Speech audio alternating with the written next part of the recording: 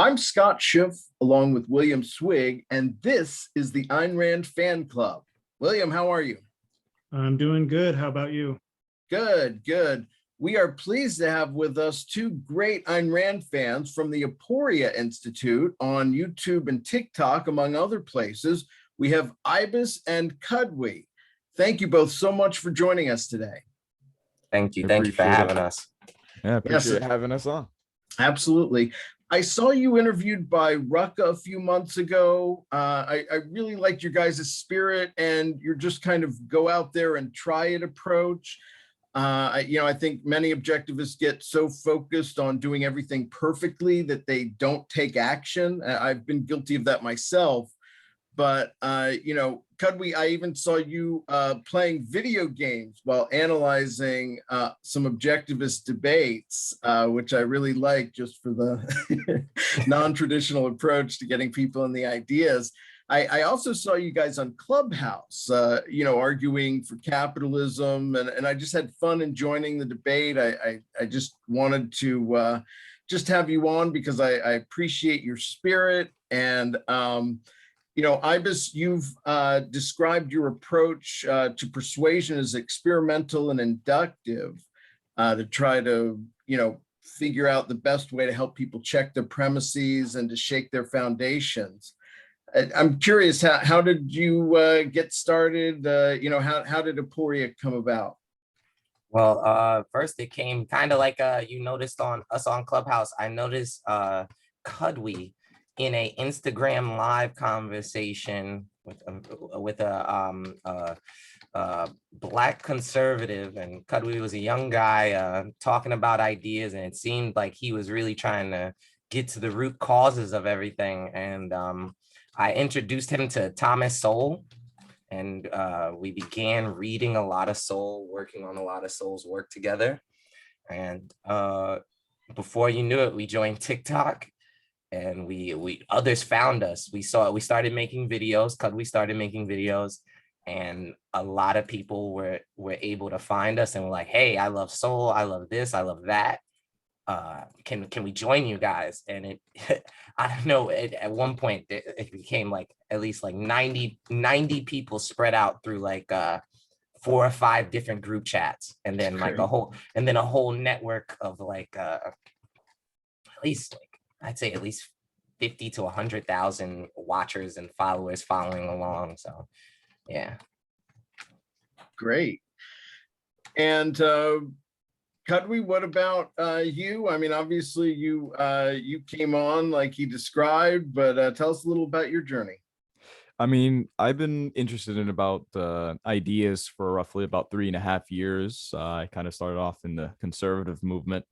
And slowly started making the transition after I've been introduced to Thomas Sowell. When Ibis introduced me to that, I've kind of, again, started posting on TikTok. More people join, a lot of people in group chats, and we kind of made a big change in political TikTok.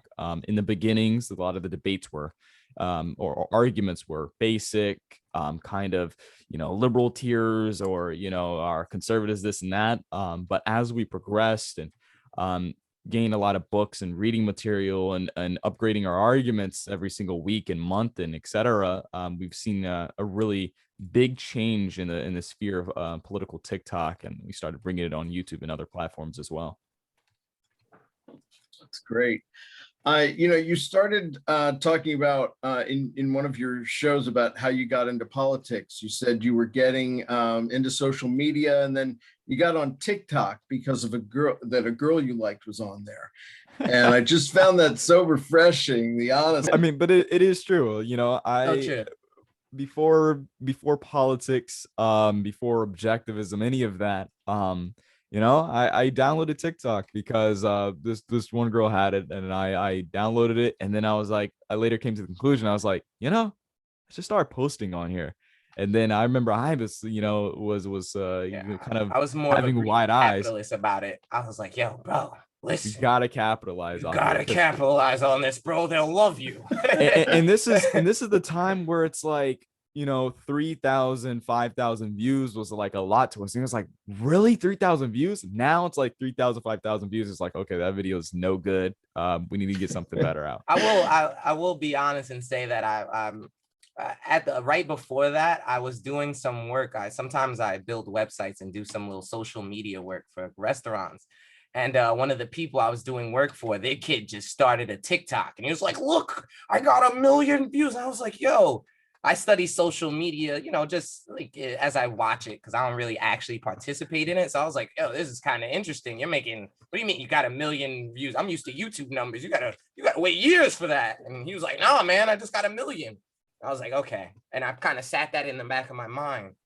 And then like when I saw Kudwy, I was like, listen, dude, if you really want to talk about this stuff, if you really want to get out here and do this, here's a place where you could, because I knew like to motivate some people, it's gotta be more than, yeah, man, everybody will listen. You'll have a bunch of followers. I added in there like, yo, this could turn into some real money, my man, some nice college opportunities, whatever. Like you whatever. needed to bring up the girls too. Exactly. And Oh my yes. God. And yes. I mean, at the end of the day, I mean, Ibis was correct. This is what we have accomplished so far has turned into a lot of opportunities. And yes, I've on my personal page, I hit 1 million views on one video. I clipped up a debate that I had on like where individual rights come from. And then like on the Aporia page, I believe right now there's a video on there. It's really simple. It's not really much of an argument, but it's really simple. It's sitting at like, I think like 5.6 million views right now. So that was a big moment. And so what's working? What are some commonalities of? I'm gonna keep it real raw and honest here. Good. One of our biggest advantages is elephant in the room. We're Black and we talk about systemic racism. That helped. Sure. We're young, and that kind of drove like some of the more viral videos that we obviously we were cognizant of it, so we kind of watch how that happened, and we didn't want to kind of stay in the mode of, okay, we're only gonna post like some type of Black conservative, well, listen guys, we're not oppressed kind of content and kind of milk it. Right. So what we really used it more as a kind of, and this was kind of our theme with TikTok in general, I want to bridge the gap. So we use TikTok to boost our viewership on YouTube, since obviously TikTok has growth tendencies that YouTube doesn't have. And the same was kind of true of our ideas. At first it was, hey, listen to some Black kids talk about these systemic racism issues with a Thomas Sowell perspective, and we're really good on data and history and stuff like that. And then it became like, oh snap, we're good at politics in general. And then that obviously came with, once we got into Rand, it was like, yo, these kids are, philosophy, what's happening here? Sure. Just keeping it real, we oftentimes I've identified that the left will call us bigots as a tactic to try to silence us. I'm curious if with you that you've gotten any kind of pushback, like Uncle Tom stuff. More. I mean, yeah, people will try it, but like the way we like our presentation and like the arguments we make kind of keep us out of that. They kind of keep us out of like the typical, it's hard to call it. You call us the Uncle Tom, it's gonna cave in on yourself, Sure. It's gonna cave in on yourself. And it should.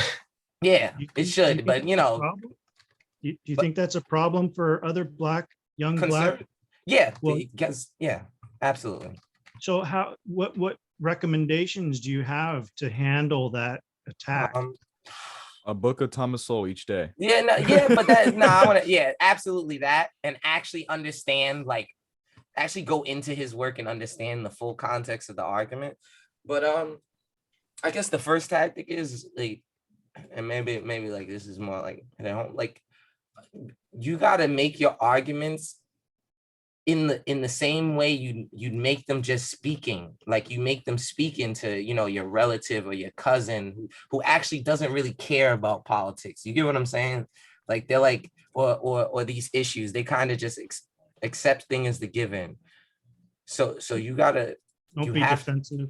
Yeah, don't be defensive. Recognize that your argument is, and I got to realize this kind of because like a lot of Black conservatives started reaching out to us, like, you know, how are you making these points? You're making so much sense. Da da da da da. What is the right thing to say here? And da da da da da.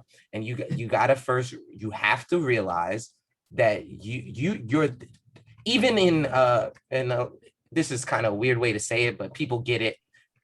Even in identity politics world, you have the advantage. You have the real pro, quote unquote, pro Black argument, right?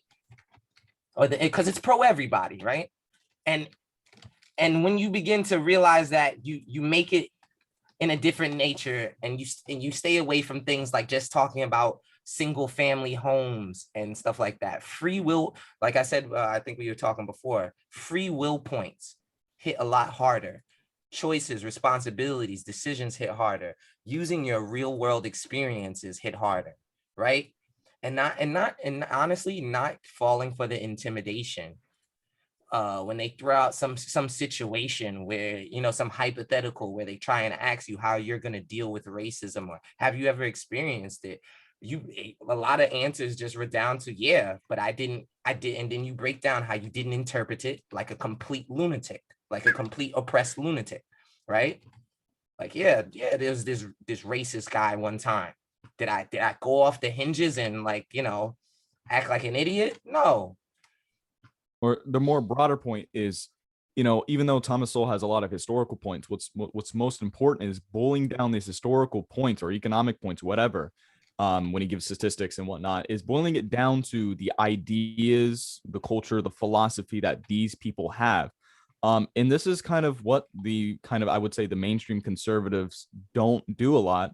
I mean, there's countless examples that me and Ibis, you know, have watched YouTube videos or debates with Black conservatives, and they'll reference or mention Thomas Sowell, and then they don't bring the point all the way home, or they just reference him and then don't even bring up an argument from him. Don't say what he said. A perfect just concrete a hollow example. name. Yeah, a perfect concrete example I always reference, and I used to use this to motivate Kudwy a lot too. Like, go watch Candace Owens versus T.I. There was a clip that went viral, and she said a lot of Thomas Sowell, Black conservative type stuff, and she got absolutely railroaded to the crowd because they completely gaslighted her, you know, and it just, some of the points they don't hit because of literally phraseology. A lot of it comes down to phraseology. And if you kind of set yourself up with the right phrase ahead of time, right? And yes, some of it takes kind of experience on the battlefield to figure out what those phrases are. The phrases you pick are, even if they do try and invert them on you, it actually sets them up to get flipped on their own head. And one of the big things that help you in your mind with that is recognizing that, especially in the context of this conversation we're having, systemic racism, slavery, Black culture in America, all the bad things do redound to a lot of anti-capitalist philosophy, thought, and actions. And a lot of pro-capitalism is pro what people want or what people are trying to identify, right? Like when someone mentions Black Wall Street, the story of Black Wall Street is a story of capitalism helping and anti-capitalism destroying, you know? And you got to know how to make these points in the terms of property rights, in the terms of thoughts and politics, and, you know, just human nature and stuff like that. So I see the problem in a couple different ways. Is one is the intellectual aspect, where you're just trying to make a logical, rational argument and get someone to understand the truth.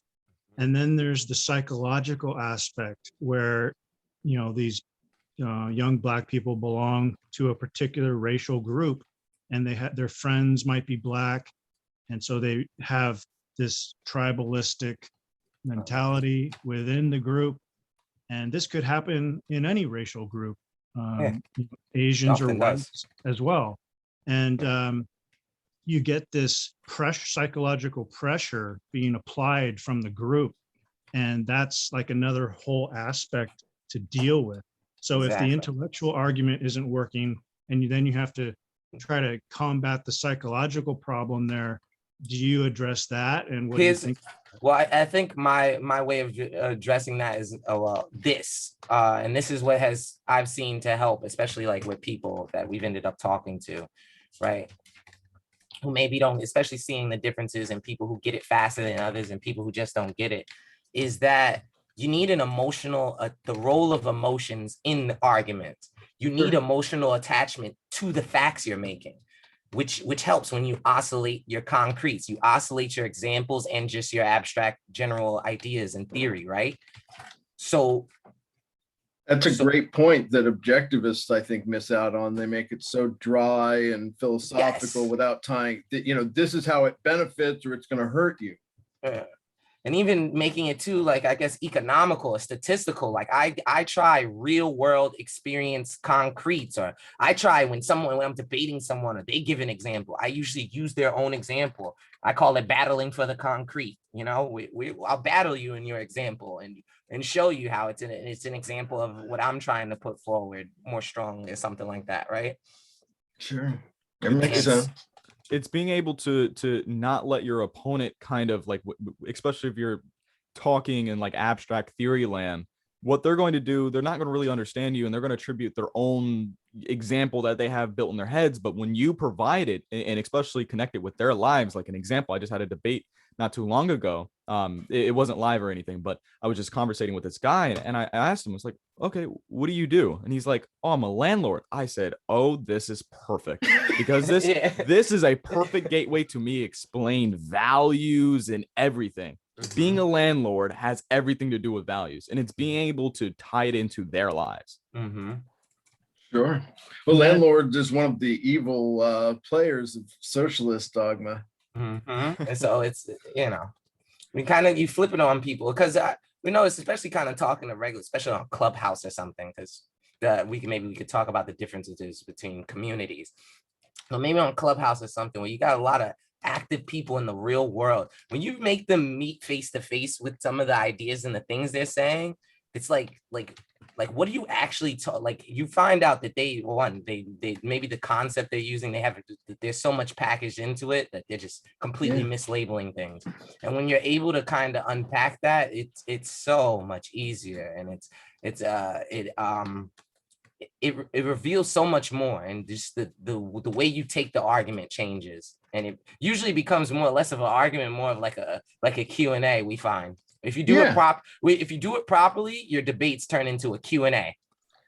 And that is what I observed when I saw you guys debating. You really, it wasn't like an interrogation, but there was I think a genuine curiosity to find out what was packaged in the things they were saying. Yeah.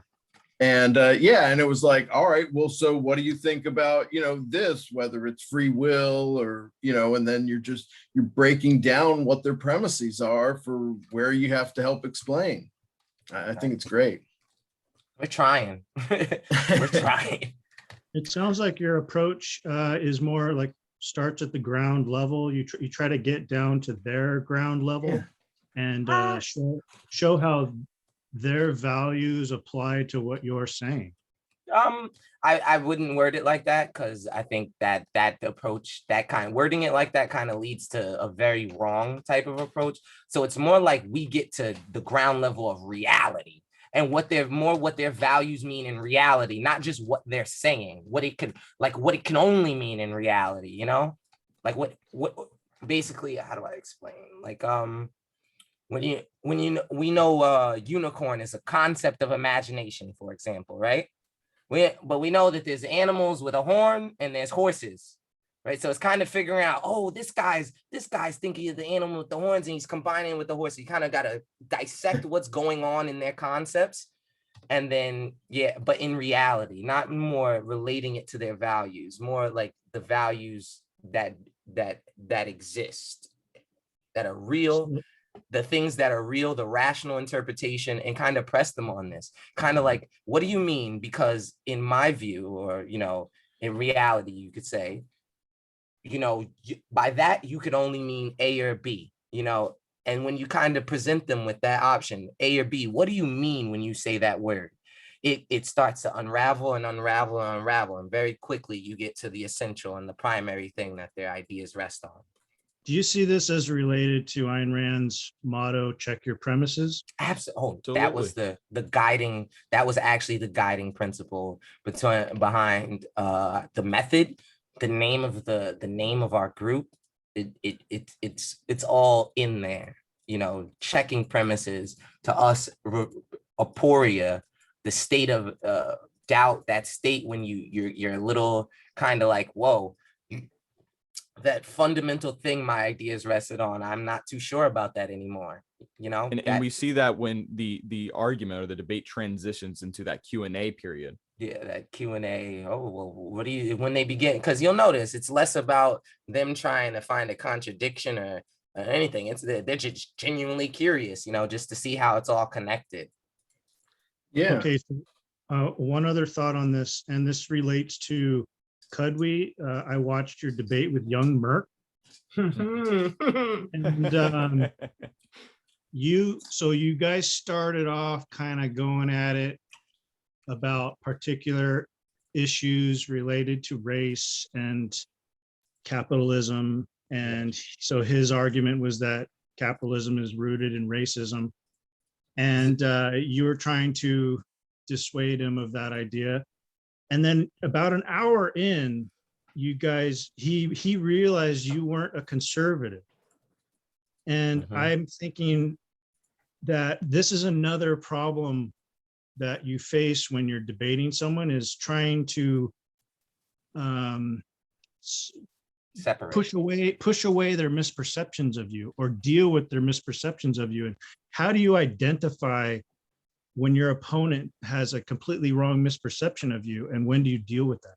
Well, firstly, that's not, I would, well, obviously it's young Merck's problem, that he has this conception of me of conservatism, but it's also part of my problem. There is a lot that I still have to learn from that debate. And one of the things is being able to distinguish immediately from the get-go is that I am not a conservative.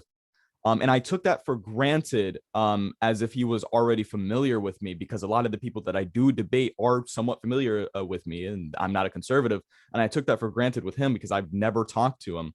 And he kind of aligned me in that conservatism movement. So it took me a long time to understand. He said something, I forgot what he said, but he said something. I said, oh, wait, that's why he's bringing up this. That's why he's this. So it's bringing all his points together. But how to deal with it is to make that, is to die on the hill on a really fundamental, essential, right? A really good point in the beginning, right? Because once you do that and you use that point to further your explanation, I am not a conservative, it really gets in their head and it messes up their whole entire argument. Because like, okay, if he really means this, then I can't use that argument.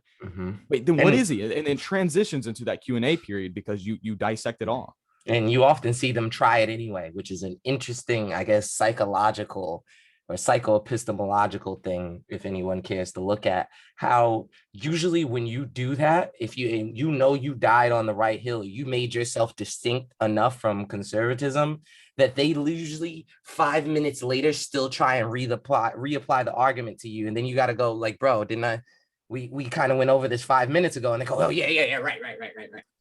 I've noticed, like, oh yeah, that doesn't work.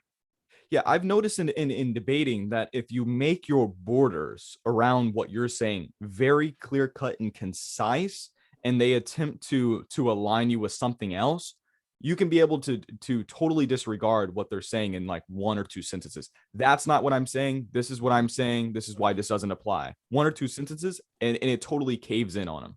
Yeah. I think he mentioned gentrification, and that might be what set you off. Yeah. I gotta throw in here with that debate. What's interesting about that debate in Kudwy, that's why I said good man when he said it, is that debate is actually a perfect example of like the method messing up. You know, we learned a lot from that debate, especially me.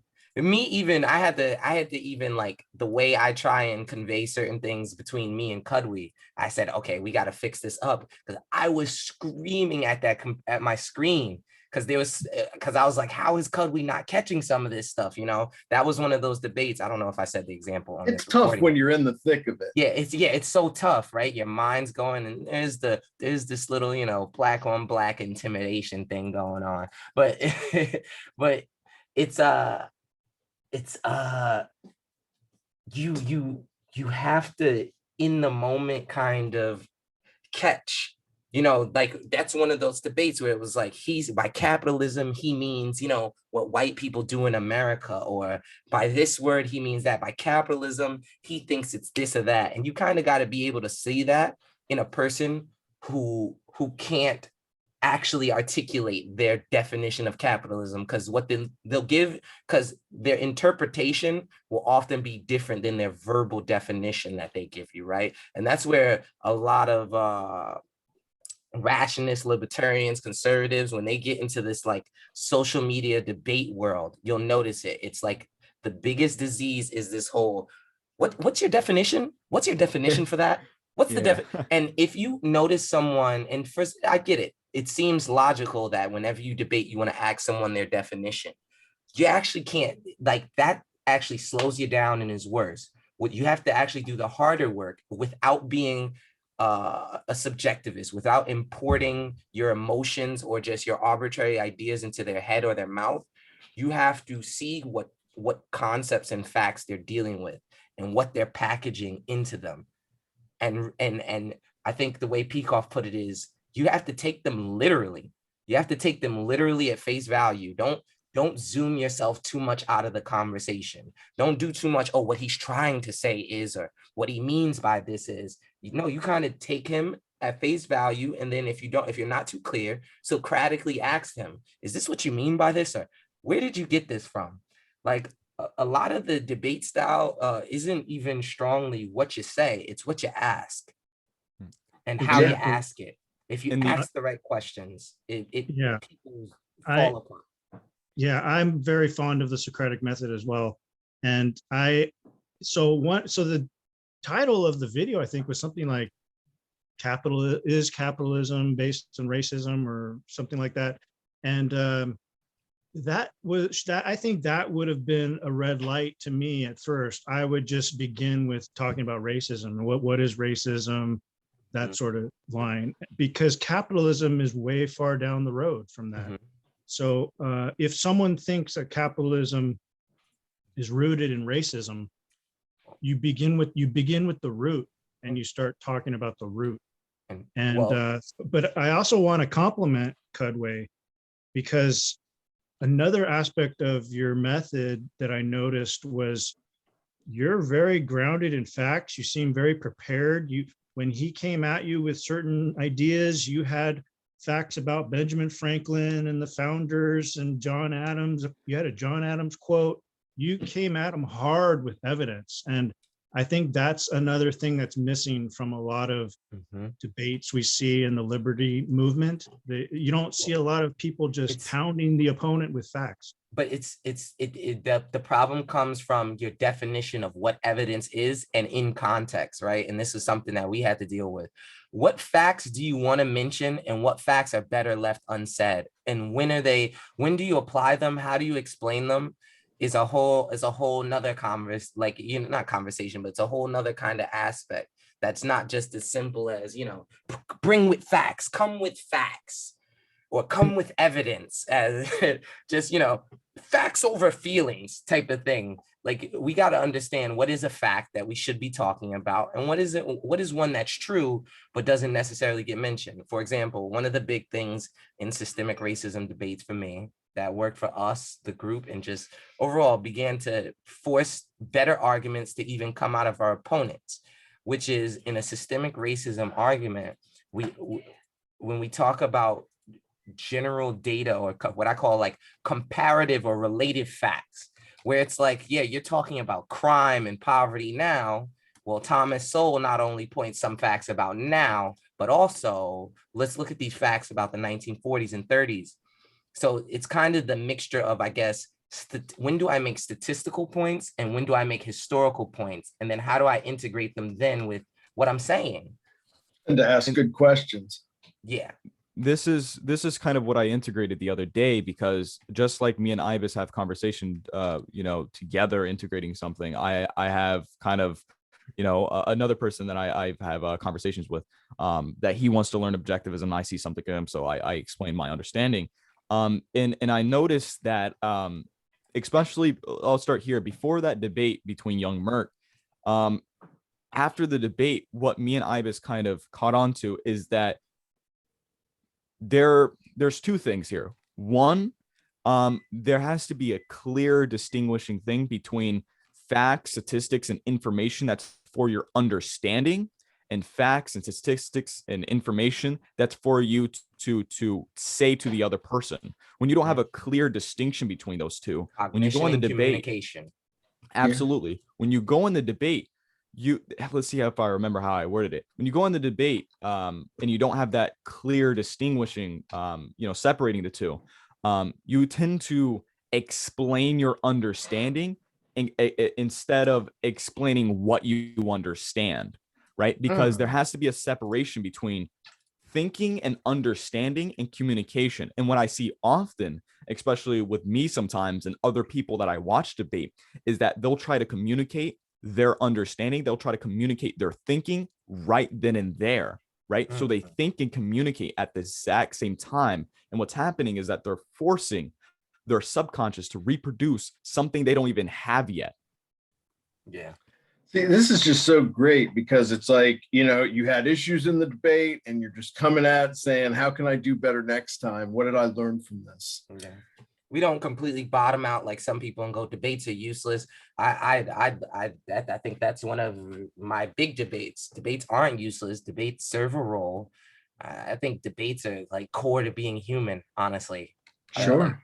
I think most, if you think about, and even the word debate has gotten kind of a bad rap. Oh, I'm not trying to argue with you. This isn't a debate, it's a discussion. And like, I don't see like all of these, like the need for that. Why are we so scared of debates? Why are we so afraid? And why do we think, and just same way I have like, I have a defense, kind of a pet peeve for people attacking social media.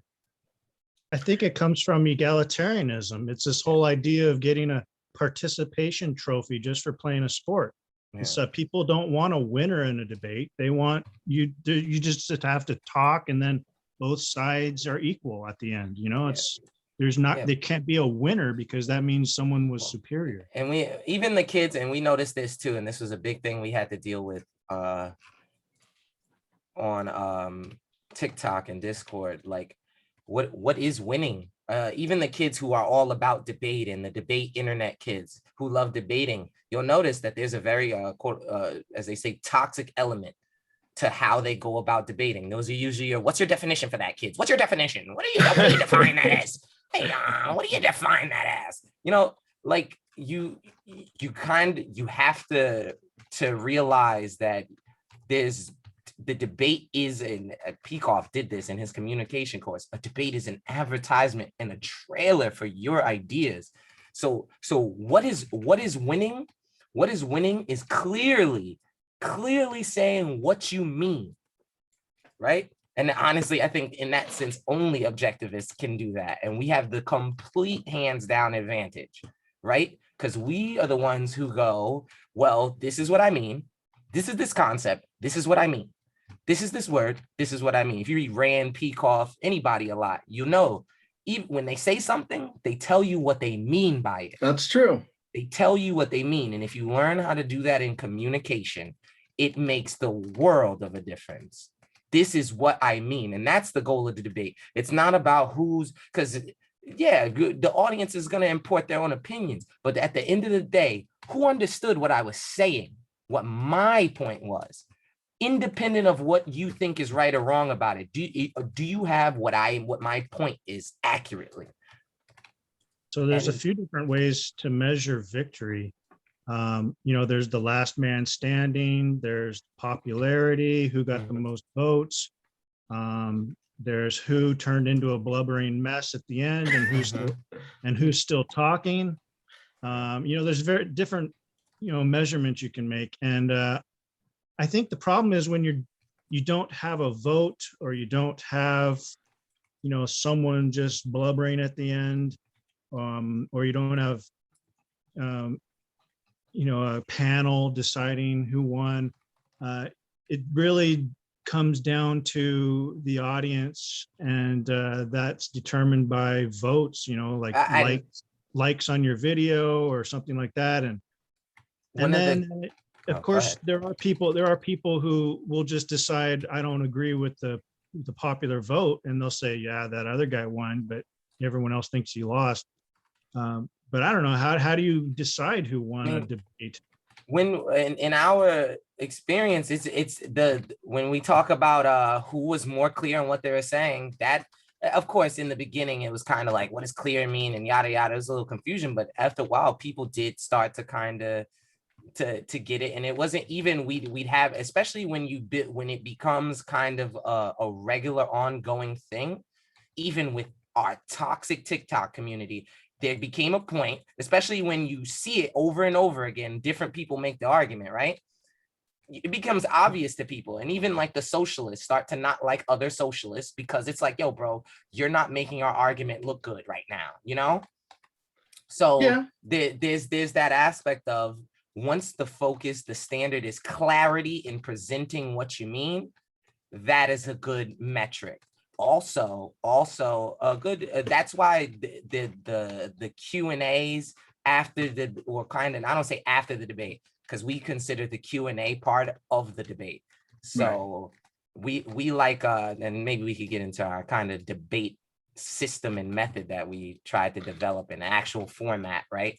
As Yeah, if opposed you're to like not the opposed Oxford to format. sharing sources and methods, please. Nah, just it's a little switch on, like, because we noticed there's the Oxford formal style of debate, right, in colleges, right? So to myself, I thought one day, why isn't there, even though it's informal, why isn't there an informal style of debate? Why don't we have a way in which we debate things, even though it's not on a stage or anything, like the way this should go? And I think the way it tries to go was a good model at first, which is, there's a part where there's usually a debate where people really want to interrogate each other, right? They want the interrogation room feel, but the informal debates, the way people do it, the back and forth, it doesn't give time for that. So one of our big things was a section where we just really do Q&A. And I got to give props to Myth Vision with James Valiant, because they were the ones who gave me the idea. Well, they straight up did it. Which is just, you have a section where it's one questioner and it's one answer, and all it is questions, 5 minutes of you questioning and him answering. No rebuttals, just answers and a question, and then switch. And then after that, what was our addition is a Q&A part. And we think this makes it so, of course, people can evade it, but to most rational people, I don't even say rational, paying attention, it becomes very clear to them who is presenting their case clearly, you know, who's saying their ideas and what they mean, and letting you know, because it becomes, you know, you can't import ideas into somebody's argument for them, and what is left unsaid becomes very clear to people. In what's important in analyzing those type of debates as well, because if you just have a free-for-all for the whole entire debate, it seems like the audience only focuses on who has, for that moment, that particular moment, who has like the best comeback, right? And it's like, oh, that was a nice rebuttal, and they forget everything before what just happened. But when you have these systematic debates where it's the prosecutor and the defender, et cetera, again, it goes back to what Ibis says. What was said? How clear was it? Can I understand it? And is there anything missing from his argument?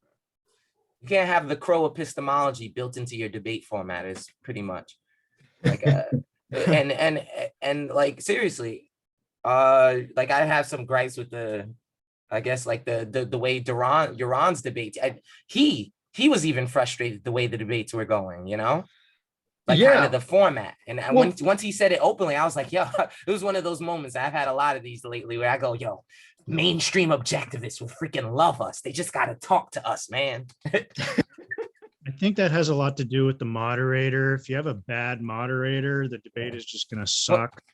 I got to shout out our style again. One of my things in the method was making sure the moderator actually has a role, because we feel like in other debates, right, unless it's on YouTube, like the Iran's debates, the only moderator's role is to read super chats. In our debate format, no, the moderator actually has a real role. You have to make sure that these people are on, for example, the Q&A, the most important part. It is the moderator's job to make sure that you're only asking when it's time for you to ask, and you're only answering when it's time for you to answer. No long rants, none of that. And sometimes it's good also for the moderator to, this one's a little bit more real dependent on the skill of the moderator and his ability to stay objective, which is kind of staying on, did someone address the actual primary of the point type of thing, you know, which is basically like a logical fallacy detector. Yeah, This was one of the complaints about the first debate with Trump and Biden, is that the moderator was actually on the side of Biden and trying to help him out. Yeah, and exactly, and we and think I've seen that in smaller debates too, where just one guy seems closer to the moderator. Yep.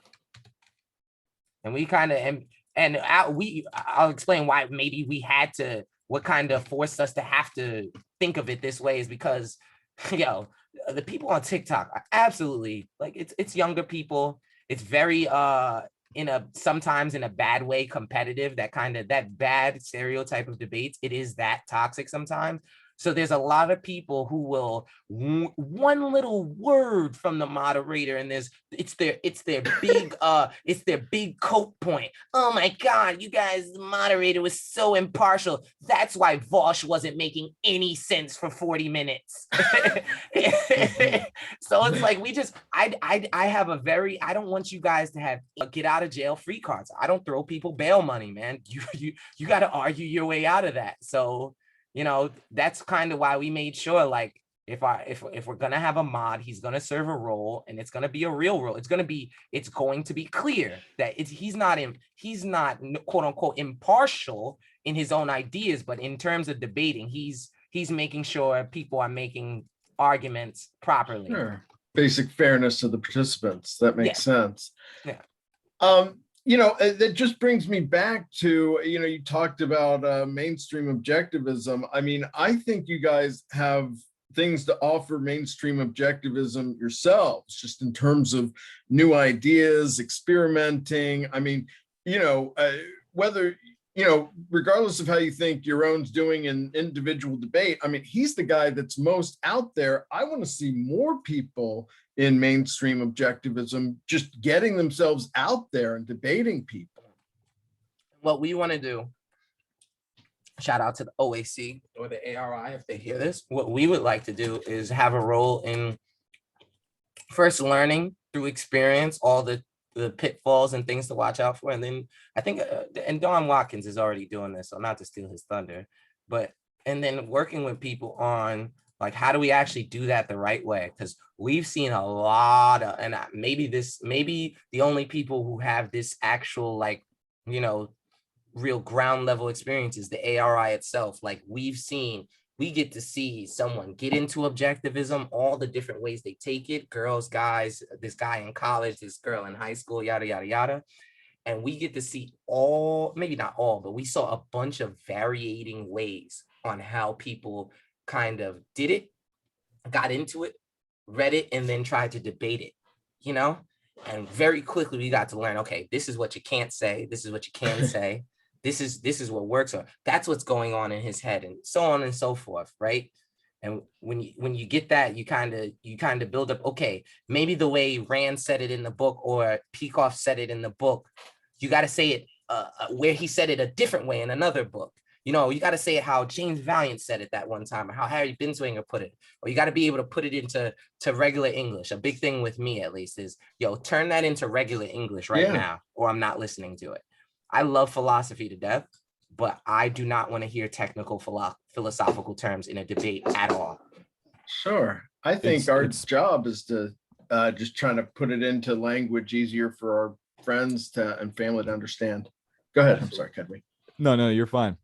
It's just that one of the terminologies that we have adopted, and it's kind of funny, but it's like, bro, put it into English. Like, put it into English. Like, I don't know what you're saying. Please. And that's a joke between us, right? But it also, there's a part of it where it's also for you and your opponent. Because again, especially in these communities, and especially being an objectivist, you'll run into a lot of these internet philosophy kids, right? Who's all Schopenhauered out, what's some of their favorites? I don't know why my mind's drawing a blank, right? Foucault, or they'll mention, Hume, not Hume. Who's the guy, Kudwy, that the anarchists love so much? You talking about like the libertarian Yeah, anarchist? Stirner. Oh my God, Stirner. Oh, Stirner, yeah.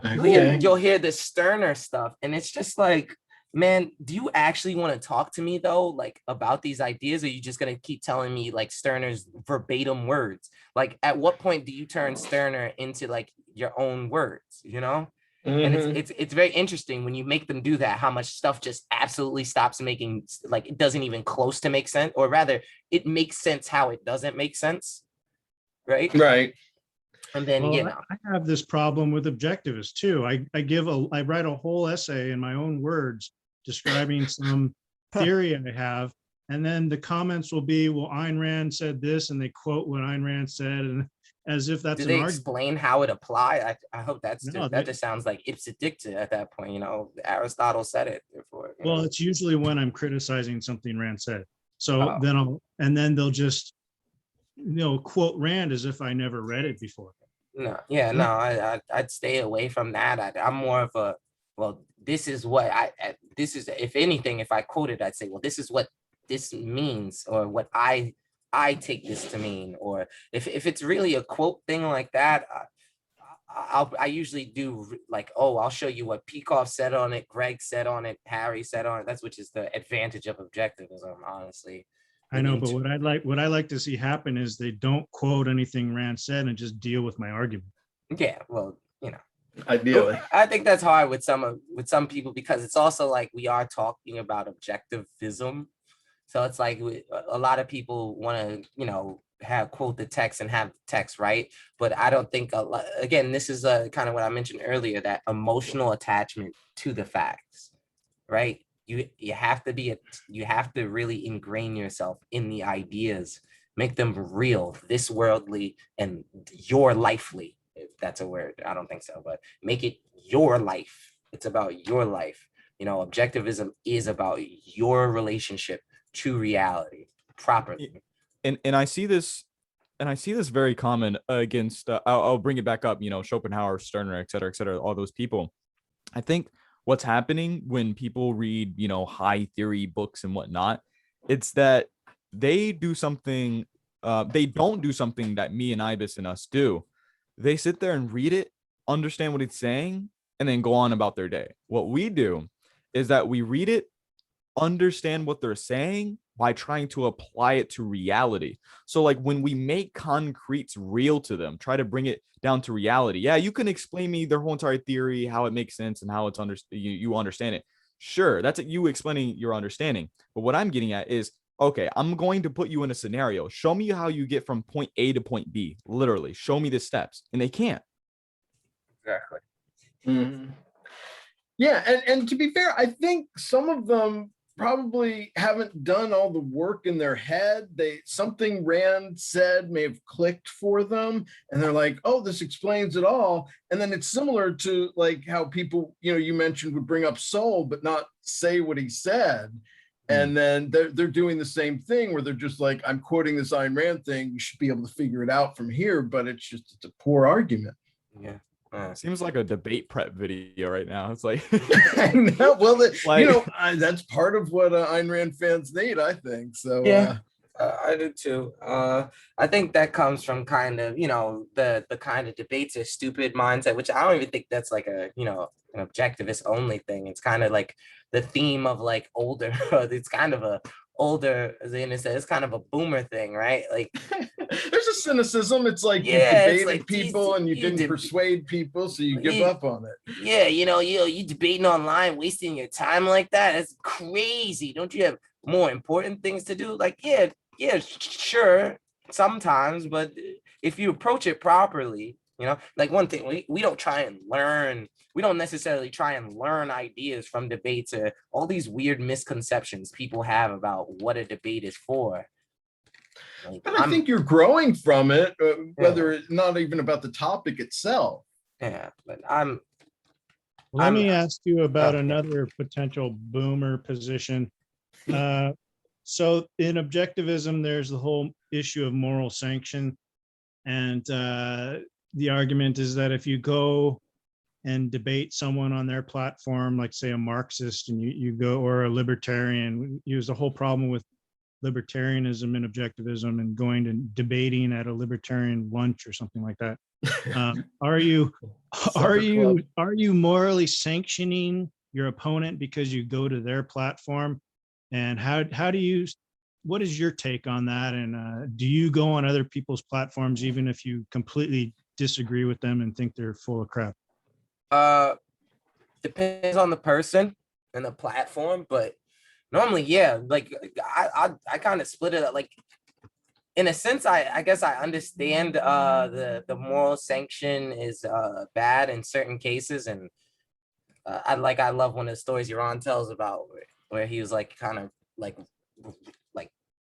tripping out on some libertarians who allowed a Marxist around them in person, right? And I love that story, right? Like you guys are shaking hands with this Marxist, you know?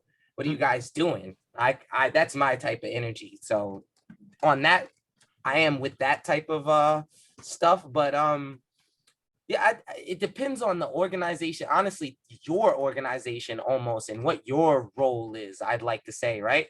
Because we kind of see it as, we don't think the ARI necessarily should go out there and be like doing that, right? But that's our role. Somebody should.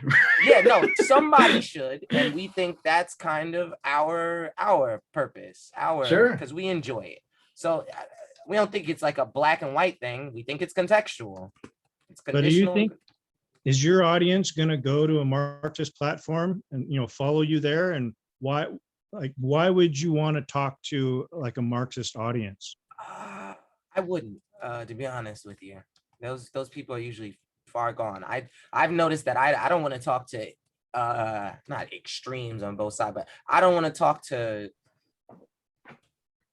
I want to talk to regular I call them pedestrians. I want to talk to civilians. People whose minds are open to persuasion. I wouldn't even say necessarily that. I mean, like people who just aren't in this full, aren't full tilt. Like the guy who just, like I work construction, I'm an electrician right now. Like, okay. Like just do, like when I talk to the dude on the job site, like the conversation is way different than like, some of these political TikTok people, the people on Facebook or whatever, right? Sure. Yeah. So I like talking to people who just, of course there's the thing that they don't take it serious enough. And I have gripes against that too. But those kind of in the middle people, like I'm willing to listen. I am interested. So let me hear something. But when it comes to debating Marx, I think that's a waste of time debating Marxists. I'm more concerned about debating mixed economists. Mixed economists, conservatives, some libertarians. I think debating anarchists too much is a waste of time. Like I'd say, like I said, honestly, it depends on your platform, like I think it's right that Yaron has like one debate against an anarchist libertarian, right? And then some videos about it. Cool. Oh, speaking of anarchists, any thoughts on Michael Malice? I just found him when Yaron debated him on Lex Friedman. I mean, I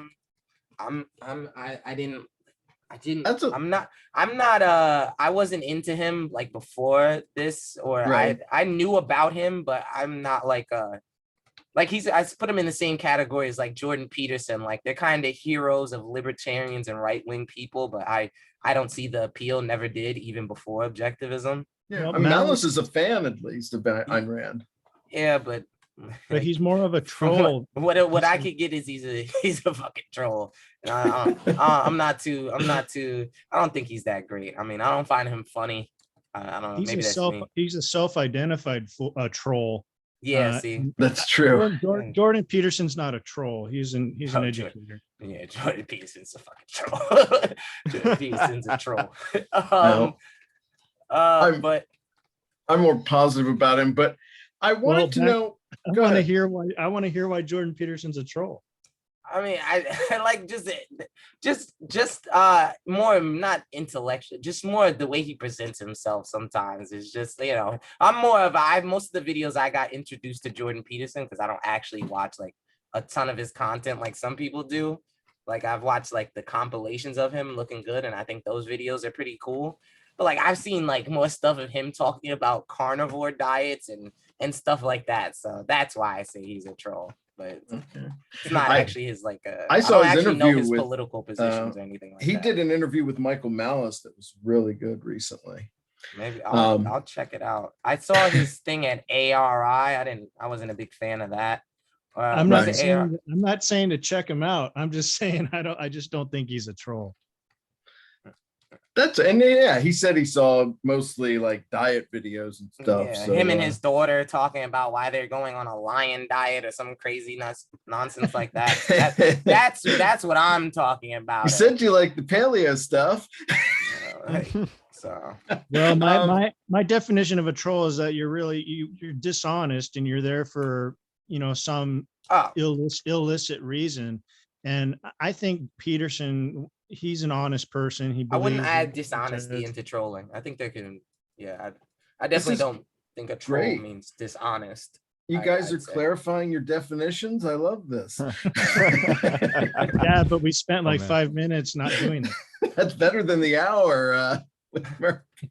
I'm curious, just kind of, you know, I almost in asking this, I don't want you to have firm plans that you're stuck to, but, you know, because I love the experimental approach and being able to change, but I am curious just about, you know, where you see things after, you know, doing an OAC or ARI stint, what you're trying to build Aporia into, and just, you know, where you see things down the road.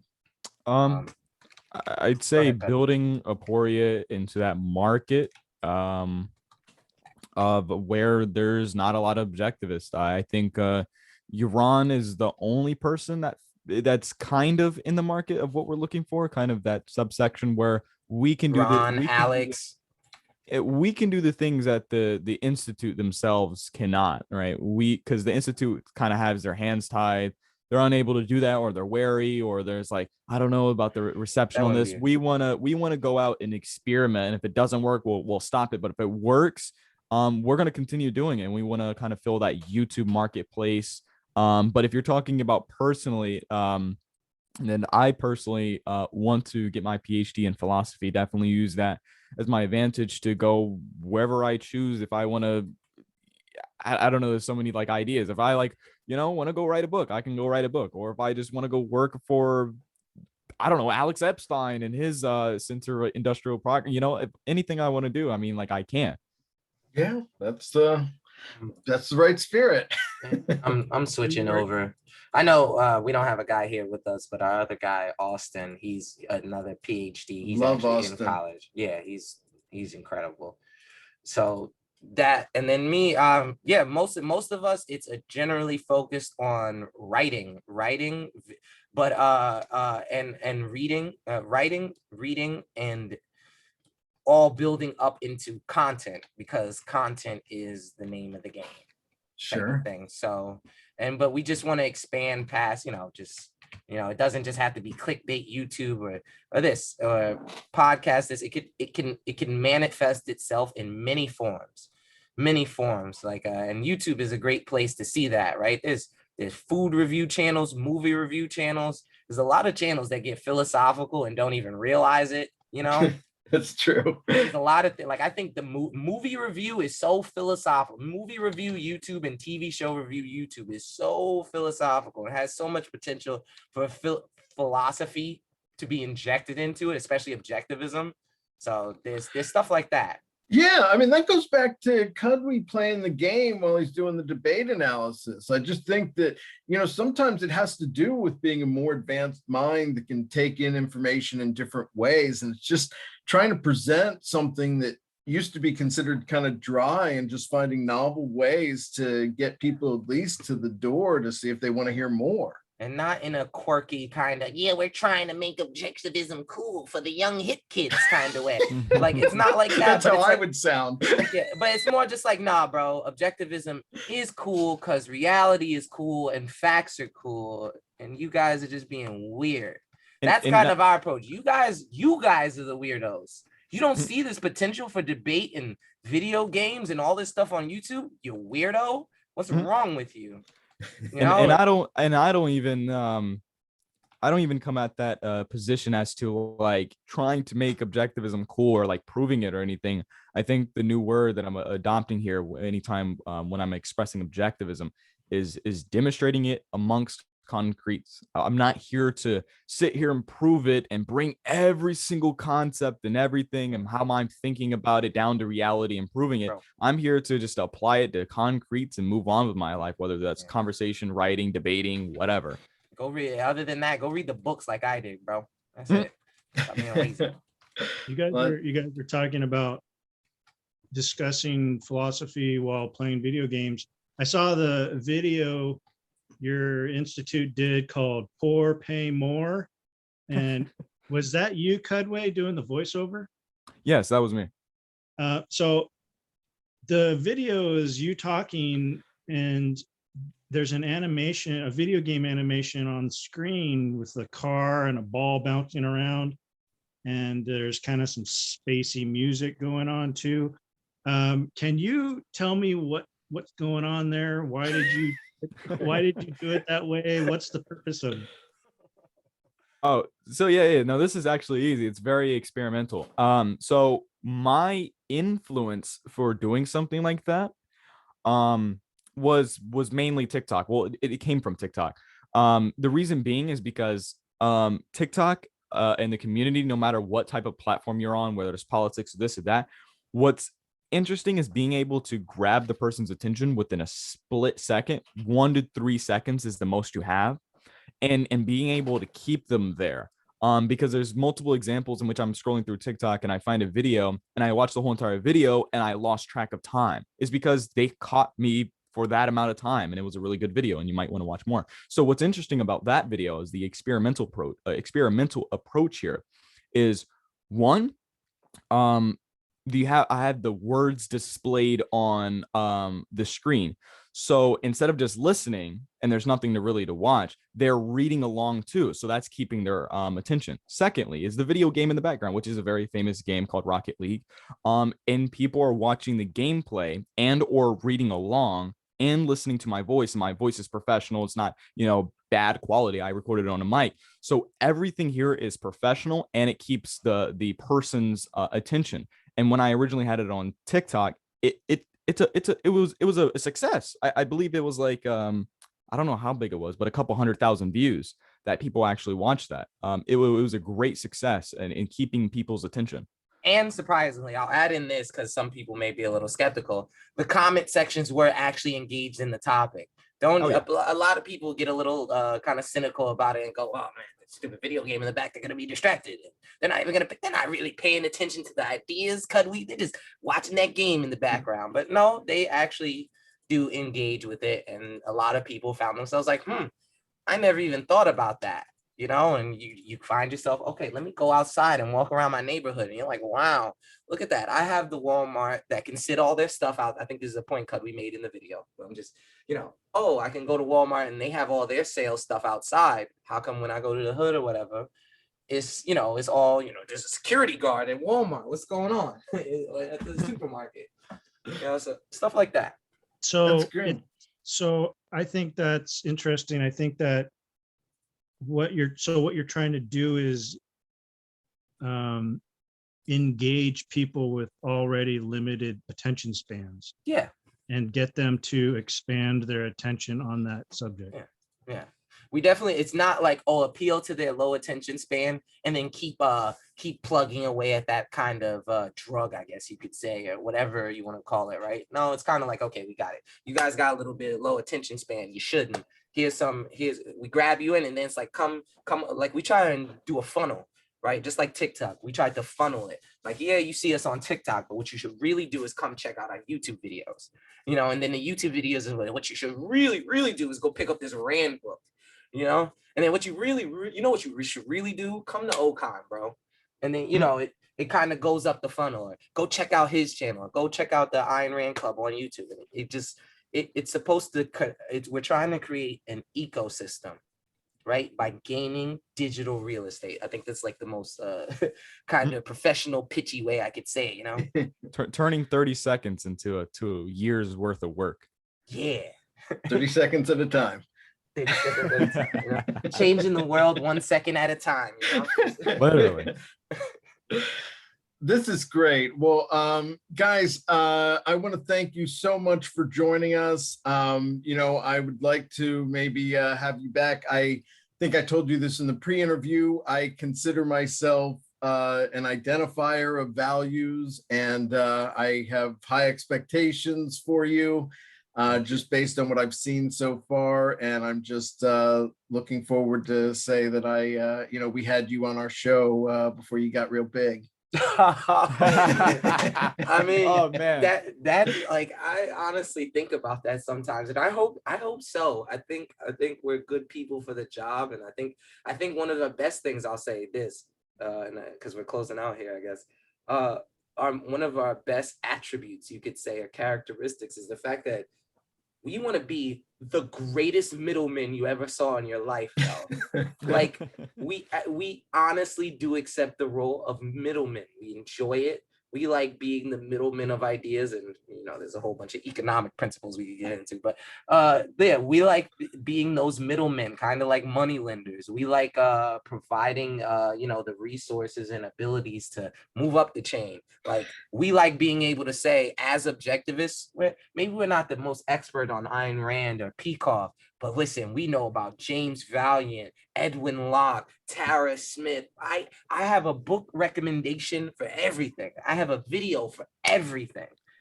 You understand? No matter who I meet, whoever it is, I can talk to you about what you enjoy doing, and I can recommend a book for you that'll change your life. Oh, you like to advertise? I have an objectivist that has a book on advertisement. Like, there is like a big scale of people and objectivists everywhere that we know about, and we see that a lot of people are like, wow, well, how did you find that guy, or how did you know? Let me go buy his book, or let me go look up his information, because I never knew he existed. But what we're trying to do is, the material exists, and we want to expand the value of that material. Let's make books cool again. Yeah, it's great. I love the middleman symbolism, because it's a vilified part of capitalism, which in a lot of ways is crucial to link in getting you know, goods and services to the people that need them. Exactly. I'm glad you picked up on that, because it's exactly what I was going for. Good. Well, William, anything else? Yeah, I just want to say, you might think of yourselves as middlemen, but I think you offer much more. I think you think very well conceptually. I was impressed by your grasp of, you know, language and phrasing. I mean, battling for concretes, and what was the other one you said? I got a whole list of those. There's thousands of terminologies that we adopted over time just to clear our thinking. Oh my God. Yeah, it's all very great. And I think you have a lot to offer. And I would include myself as a cynic originally regarding the video games, talking over the video games. I didn't really understand what was going on there. And you guys convinced me that there's some value to it. And so I think I'm very excited about your future, and I look forward to everything you do. Thank you. And we enjoy the input from you guys, especially as a former cynic or a former whatever. Like, you guys have a great perspective, and I hope we can come back too. This has been fun. I'd like to do another one. Great, we'll do it. Maybe we'll you know, debate next time and really get into it. Since we did all this theory, I think we should show people practice, right? That's right. I like it. Well, that's theory about debating, man. Well, wonderful. Well, again, it's you're on YouTube, the Aporia Institute, Kudwy and Ibis. Tell them on TikTok maybe how to get to see some of your stuff. Honestly, we're setting it up so that you can literally type in Aporia Institute in Google and find us. We're trying to get on Facebook right now, but we are on Instagram, we are on TikTok, but mostly check out our YouTube interview coming out soon with C. Bradley Thompson. Oh, great. We have some other interviews lined up. We're waiting on a Larry Elder interview to get into our hands that already happened. And there's a lot of stuff happening behind the scenes. So definitely stay tuned. We're setting up absolutely shameless here. We're setting up some donation features eventually, so we can get some value for value, baby. And we're trying to set it up so we could get some funding in, mostly for young Cud. I'm gonna throw Cud on the buzzer for young Cud to get some upgrades. Yeah, I'm 16. I'm quite the young in here. He's the young in here, and Mr. Ibis can't pay for everything. so we need my man, and he's our editor, which is the terrible part. Like, I just bought myself a crazy powerful computer, but he's like our main editor and stuff. So we need equipment, guys. But other than that, value for value, big things are coming. Check us out on YouTube. Definitely pay attention to Instagram too, because we're gonna start posting more on it. And even for the quote unquote boomers, we're coming to Facebook as well, more than any young group of people have before, because that's another thing that I could go on for hours about, the value of Facebook that no one notices. So good, we're on there. So well, that is just great. Thank you so much for being here. I've enjoyed it. We will look forward to having you back in the future.